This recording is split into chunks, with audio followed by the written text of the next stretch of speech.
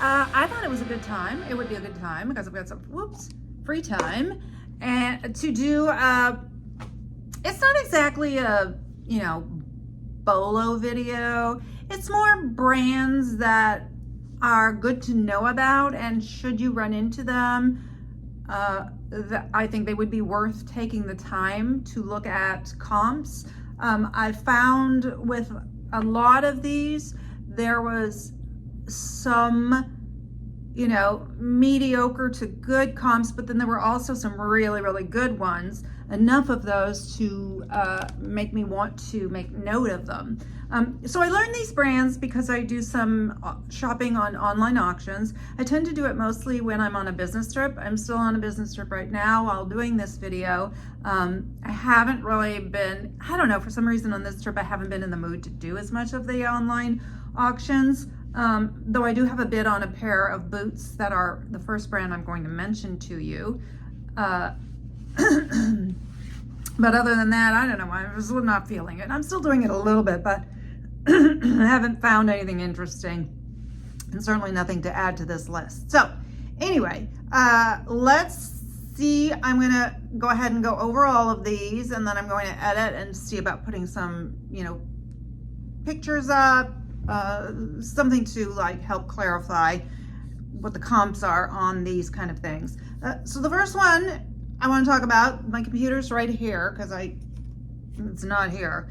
The first one is called Ranch Road Boots. I wrote a little bit about these companies. It's a brand of premium handmade leather Western boots. It was founded by Sarah Ford, a former Marine Corps officer and Harvard Business School graduate. That's interesting. They're known for quality and craftsmanship, and each pair is made by hand in Spain using traditional boot making techniques. So I actually do have a bid in on a pair of boots. They were iffy. There was no size, and they're not really cowboy boots. But I decided, because I want to try this brand, that I was going to go ahead and put in a bid. If somebody goes over me even $1, I'm not going to go any higher. If I can get it for opening bid, great. If not, c'est la vie. So they were only available online. They're not available in stores. And if you go to their website, it says, "We're taking a pause. Our online store is unavailable for new orders." So I did try to dig in a little bit on what the situation is with Ranch Road Boots right now. They're claiming, or the owner, Sarah Ford, is claiming that they will come back. My thoughts are, if they're taking a pause and she says they're coming back, it's because she needs financing. So if she gets more money, it will reopen. If she doesn't, it won't. So that's, I think, generally what's going on in a situation like that. So you can't buy them right now at all. And they seem to be worth something. Ranch Road Boots. The next is a designer, Camilla Skovgaard. I'll put the names here too, so you have a visual, help you remember them even more. So she was a Danish shoe designer, known for her innovative, bold, and sometimes erotic footwear. Oh my. Her shoes were sold in 33 countries and worn by celebrities such as Gwyneth Paltrow, Charlize Theron, and Kristen Stewart. She actually died of cancer in 2018 at 45. They did like a smear test, and it did not detect that she had stage 4 cancer, and she died the same year. So that was very sad. So as one to remember, Camilla Skovgaard. Also, a lot of them tend to be in the shoe category because I do go straight to the shoe category when I'm on the online auctions. I love to buy shoes. They have a great return on your investment, and if I'm paying up, I want it to be on something that I can, make a good enough profit for. Anyway, this one is called Seiche One Sneakers. My font is smaller on this one. Seiche is disrupting the shoe industry, crafting sneakers truly shaped to the unique contours of a woman's foot. So I guess they're just a women's shoe sneaker company. Their purpose is to celebrate and support women's distinct nature through footwear designed for them, not merely to them. They're not just making shoes, they're creating a better world for women, one step at a time. And of course, these are, like I said, these are all new to me. I've never heard of them. Maybe you have. Let me know. And especially let me know if you have any experience with them. Next up is Grenson shoes. These are, I believe, what I saw was men's shoes. They started in 1866. In 2008, they opened their first store in Liverpool, and they were only men's until 2011. And at that time, they launched a women's line, and then they added accessories in 2018. So I did not look up accessories or anything like that. I did look up the men's shoes, but maybe I'll look them up before I release this. Next up, Dee Oklepo. Dee is the first name, Oklepo, and she has an interesting story. She was married to a tennis player, Gianni Oklepo, and she has a tennis player son from him. They divorced, and she married Tommy Hilfiger. Now, I don't know too much about Tommy Hilfiger. I don't generally pick it up. I do recall that he was considered, there was a scandal or something where he's anti-Semitic, and a lot of people won't buy it. But apparently, it turned out to be incorrect, and that it was just like, I don't know, it was an incorrect rumor, or if somebody was trying to, hurt him. But apparently he's not actually anti-Semitic. That's good. Anyway, she came up with this interchangeable system for handbags, and that system was purchased by Kate Spade. Nobis, Nobis. Now, I was looking at a coat. I bid on it. I think I bid more than once. I was very disappointed I didn't get it. It reminds me of another brand, Noise, N-O-I, well, it would be N-O-I-Z-E because they're Canadian companies, but I have a Noise coat that I picked up from the online auction that hasn't sold yet. I have it priced high, and the comps are high on it, so I'm hopeful. Nobis, Canadian clothing company, they design outerwear, footwear, and accessories for global movement and unpredictable weather. They combine classic fashions with technical outerwear. Ooh, I like technical. Using materials like cotton, nylon, leather, wool, and Canadian white duck down. The jackets are designed with a Sympatex membrane for waterproofing and windproofing, while also being breathable. It says, our performance textiles uphold distinct ethical standards, including premium Canadian origin white duck down, ethically sourced and processed. Our fur is sourced through the NAFA under stringent regulations, ensuring ethical practices throughout. We also take into account how you care for your Nobis products, as many of our jackets can be easily laundered at home, eliminating the need for dry cleaning. So, yeah, I was bummed I didn't get that coat. But Nobis, remember that. Try to remember that. There's so many names, it's impossible. But maybe by hearing it here and seeing it, if you're outsourcing and you see it, maybe you'll be like, that rings a bell, I should look that up. I suspect the quality of that can be felt too. So if you're a sensory type person where you don't wear rubber gloves at the bins and you feel a coat and it feels really good, you look at it, I suspect the Nobis coats would have that feeling like, I need to look into this.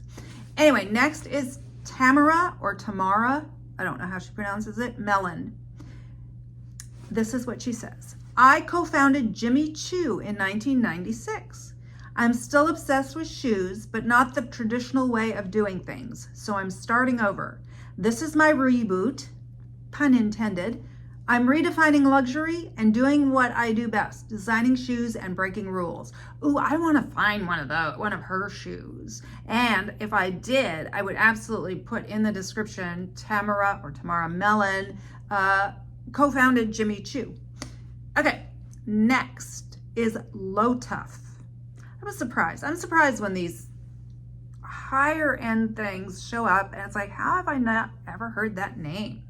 I'm guessing they're more niche, but people who know. I'm sorry, the light in here is pretty crappy. The window's there, so that doesn't help at all. But I don't want to I don't know. Should I do this the rest of the way? No, it's harder actually for me to read my screen. Okay, Low Tough. We lovingly hand make. Sometimes I look at something, and the reason why I research it is because it has quite a few bids and it's gone high, and I'm like, why is this brand that I've never heard of so high? And then I look it up. So I never bid on it because it's already, it's more than I'm going to spend, but it tells me something like, why are there 10 bids on this? Why is this bag up to this price? And I look it up. That's what happened with Low Tough. We lovingly hand make each piece using the best methods, leathers, and materials we know. Each step from start to finish is deliberate and methodical. From sourcing the best leather we could find in the global market to cutting, stitching, painting, and assembling precisely in our Providence, Rhode Island studio, we strive for perfection, not expediency. I have alligator bags, and they start at $3,850. So it's pretty high end, and yet I've never heard of it. Okay, the next one is called M0851, and they're based in Montreal, which immediately intrigues me because that's where I'm from. The comps went from it's a conundrum or a puzzle, or I don't know what, a riddle wrapped in because they had very low comps and they also had really, really good comps. So it may be very much a style or type of item dependent brand, but if you see M0851, stop, drop, and comp. Okay, the brand's inherent charm comes from our approach to design, anchored in a combination of sleek and functional aesthetics coupled with high-end raw materials sourced around the world. I didn't even write here what type of things they make. I can't remember. Is it clothes? I'll show you something. Next, another handbag company, MZ Wallace. I actually came close on that one. I bid, and then I was outbid in like the last, because I have a method. If there's no bid, I will put in a first bid early. But if there's a bid on it, or if I'm overbid and then I want to bid again, I will snipe. I wait till the last 10 seconds and then I put it in. But you never know what people have put in as their max bid. So this actually teased me and made me think I might get it. And then in the last, I don't know, seconds or minutes, it went up. Mid to high 200s is their retail online. They were founded in New York by two women that were looking for bags for everything, day to night, all year long, office to evening. The next one, okay, I only heard of it before from seeing it online auctions, and I just hadn't written it down. And other than that, I'd never heard or seen it mentioned in a haul video or anything like that. But after I made this list, somebody mentioned it in one of my Facebook groups, and it did seem like several people, were familiar with it. They were like, "Oh, I love that brand." So you may know this one, but it's new to me, and so I decided to keep it on the list anyway. I would love to find one. Again, they go too high on auction every time. It's called Anushka. It's more than a bag, it's an Anushka. Discover the world's largest collection of hand-painted bags where art meets function. Our artful products don't just make your life beautiful, they give hope to hundreds of lives from Tapati, Tapati,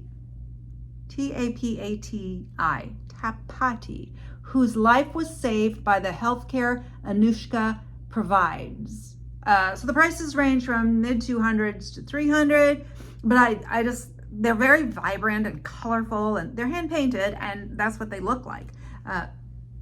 Way more colorful than I am, but I wouldn't mind having one. I'd probably just put it somewhere like art. Okay, Sao Lee, S-A-U Lee. A new era of female glamour in modern Eastern chic. Evening gowns, party dresses, wedding and event outfits, making you feel special at any occasion. I saw this listing and I was so surprised to find that it was, kind of a expensive and BOLO type brand. I think the one did I bid on? I can't remember if I bid on it or if it was already went a little high. It didn't go, well, actually, if it was higher than I was willing to put in, I don't follow up to see where it ends up. But the one I saw, I seem to recall, was a plus size. So I don't know if they specialize in plus sizes or if they're just very diverse in their sizing. Again, I made this list on previous trips. And I've been keeping, I keep a list until I have enough, until I want to like actually share it. Okay, next is Buffalo Jackson.